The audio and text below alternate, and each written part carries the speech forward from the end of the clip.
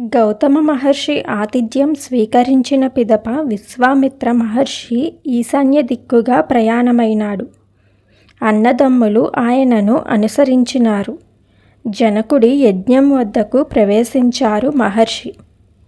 మహాత్ముడు అయిన విశ్వామిత్ర మహర్షి రాక తెలుసుకొని జనక మహారాజు తన పురోహితుడైన శాతానందుల వారిని వెంట నిడుకొని అతి శీఘ్రముగా ఆయన వద్దకు చేరి ఆర్ఘ్యపాద్యాదులొసగి ఆ మహానుభావుని తగు రీతిని సత్కరించి అంజలి ఘటించి నిల్చున్నాడు.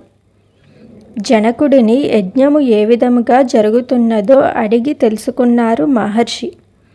జనకుడి మదిలో ఒక ఉత్సాహమేర్పడి మహర్షి వెంట ఉన్న ధనుర్ధారులైన రాకుమారులెవరో తెలుసుకోవాలని కోరిక కలిగింది. మహర్షి, వీరిరువురు ఎవరు? పద్మపత్రాల వంటి కన్నులు, అశ్వనీ దేవతల సౌందర్యం, దేవతా సమాన పరాక్రమము, గజసింహ సమానమైన నడక, చూడగానే దేవతల వలె కనపడే ఈ బాలురెవ్వరు? ఎవరు వారు? నీతో కాలినడకనే ఇచ్చటికి వచ్చినారెందుకు?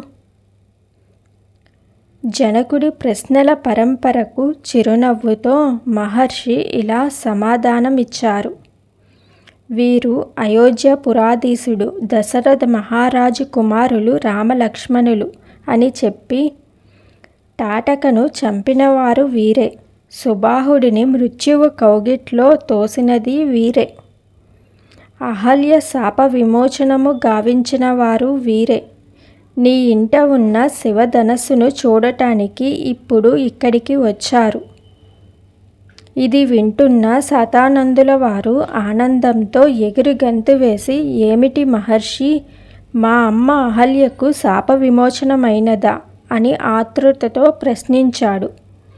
శతానందుల వారు అహల్య గౌతముల కుమారుడు.